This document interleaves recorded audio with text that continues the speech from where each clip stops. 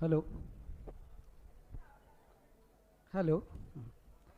बहुत बहुत धन्यवाद संचालक महोदय। आज भारत मुक्ति मोर्चा द्वारा 3 महापुरुषों का संयुक्त विशेष जयंती के अवसर पर चलो गांव की ओर ये कार्यक्रम आजमगढ़ की धरती पे मनाया जा रहा है साथियों। और इस कार्यक्रम की अध्यक्षता कर रहे आदरणीय वावन मेश्राम साहब, साथ ही साथ पूरे जोन से आए हुए सभी मूल निवासी बहुजन समाज के लोगों, आप सभी लोगों का तहे दिल से हार्दिक स्वागत, अभिनंदन एवं वंदन करता हूं। साथियों,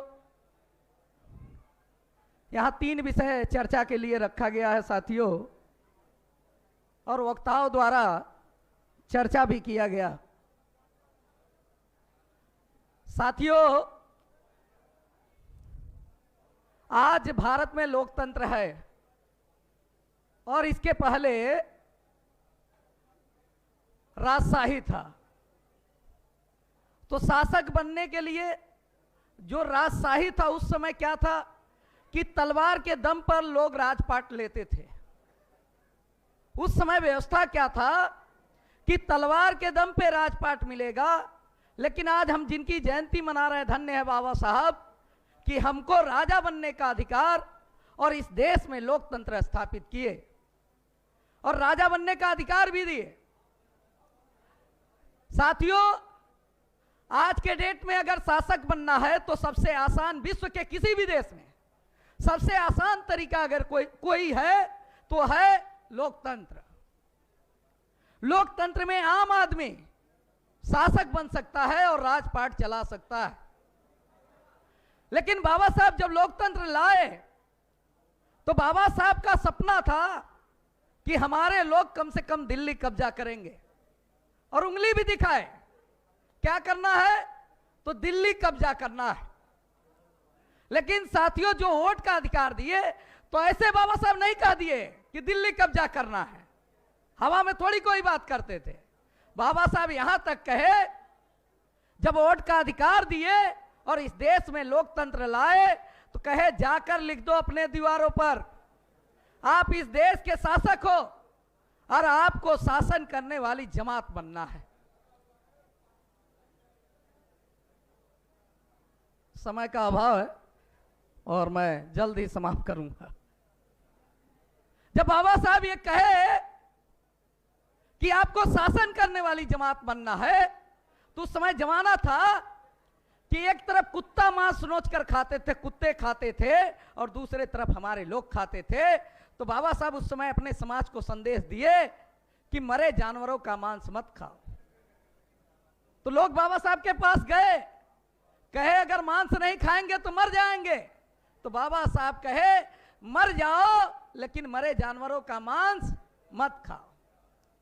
ऐसा जानते थे बाबा साहब, मरेंगे नहीं, अगर इसको खाना बंद करेंगे तो कुछ ना कुछ जरूर करेंगे। ये मोरल उठाने का काम किए, उसके बाद शासक बनने की बात कहे। लेकिन दुश्मन फिर हमारे समाज को लाकर खड़ा कर दिया, कहा आपको शासन करने वाली जमात नहीं बनना है, आपको राशन खाने वाली जमात बनना है। आज हमारा समाज राशन के चक्कर में परेशान है। लेकिन साथियों, इनका सपना जो बाबा साहब का था शासक बनने का, वोट का अधिकार दिए राजा बनने के लिए, लेकिन जो वोट का अधिकार दिए विश्व के किसी भी देश में जहां लोकतंत्र है, तो लोकतंत्र का मायने है कि जिसका संख्या ज्यादा होगा राजा वो बनेगा। भारत में उल्टा है, संख्या ज्यादा हमारा है लेकिन राजा हम नहीं है। जो 3.5% के लोग हैं, जो गांव में प्रधानी का चुनाव हो, उस प्रधानी के चुनाव में सदस्य नहीं बन सकते अपने वोट के दम पर, वो शासक बने हुए, वो शासक बन के राज कर रहे हैं।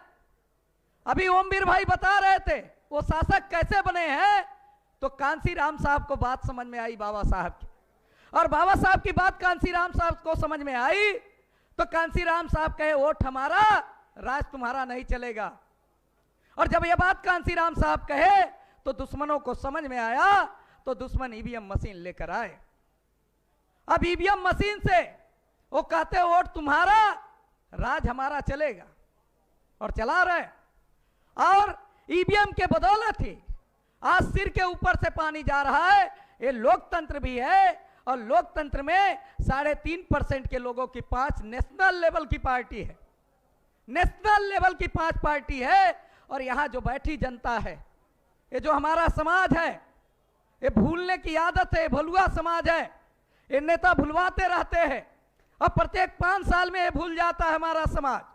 तो ये समझने की जरूरत है कि संख्या हमारा है तो राजपाट भी हमारा होगा।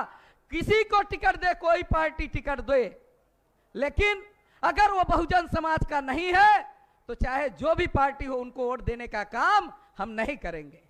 जिस दिन हमारा ये बहुजन समाज, भलुआ समाज ये चेत लिया कि हमको किसी भी पार्टी से वो 3.5% के गैलेंडोरी के लोग खड़े हैं तो उनको वोट नहीं देना है, तो हम कहते ना जाएगा सदन में, ना हमारे विरोध षड्यंत्र करेगा, ना संविधान खत्म करने की बात करेगा। ये सोचने की जरूरत है, समझने की जरूरत। लेकिन ये हमारा समाज भलुआ समाज है और भूलता जाता है। लेकिन साथियों, जब से ईवीएम मशीन लाए तो अभी ईवीएम मशीन से सत्यानाश हो रहा है। तो अभी जो हमारे बहुजन समाज के लीडर हैं वो और समाज को गुमराह कर रहे हैं। वो क्या गुमराह कर रहे हैं? तो अभी किसी भी पार्टी के सभा में चले जाइए, अगर वो बैकवर्ड और एससी का लीडर है तो एक ही बात कहेगा। क्या कहेगा?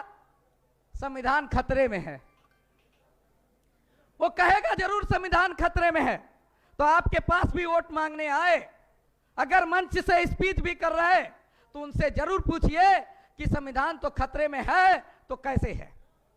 अगर संविधान खतरे में है तो कारण यह है कि 3.5% के लोग व्यवस्था में बैठे, और वो व्यवस्था में बैठे कैसे हैं? तो ईवीएम मशीन से बैठे, और ईवीएम मशीन से बैठे हैं तो सबसे बड़ा सत्यानाश का कारण ईवीएम मशीन है। अगर हमारे पैर में चोट लगा है, इसकी वजह से हमको बुखार है, और बुखार की गोली हम खाए तो साथियों बुखार उतरने वाला नहीं है।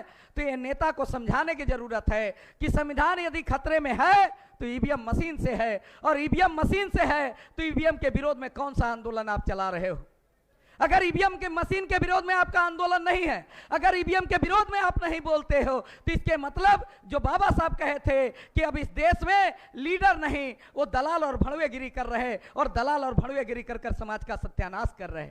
आज के डेट में यदि समाज के सच्चे हितैषी लीडरशिप है तो आप उनसे वादा करिए, उनसे वचन लीजिए और वादा करके ले लीजिए कि आप ईवीएम का विरोध करो और अपने बूथ पर ईवीएम तोड़वाने का काम करो, हम आपके साथ हैं। तो अभी सबसे बड़ा आंदोलन यही है साथियों, इस देश के लोकतंत्र को बचाना है तो ईवीएम हटाना है। ईवीएम हटेगा तो लोकतंत्र बचेगा, और लोकतंत्र बचाने के लिए और ईवीएम तोड़ने के लिए साथियों प्रत्येक बूथ पे कम से कम अपने लोग होने चाहिए। जब तक बूथ पे लोग नहीं रहेंगे तब तक ईवीएम नहीं टूटेगा, और जब तक ईवीएम नहीं टूटेगा इस देश का लोकतंत्र बचने वाला नहीं है। साथियों, अभी इतनी बात मुझको कहना है, आप लोग मुझको सुने, इसके लिए आभार, धन्यवाद।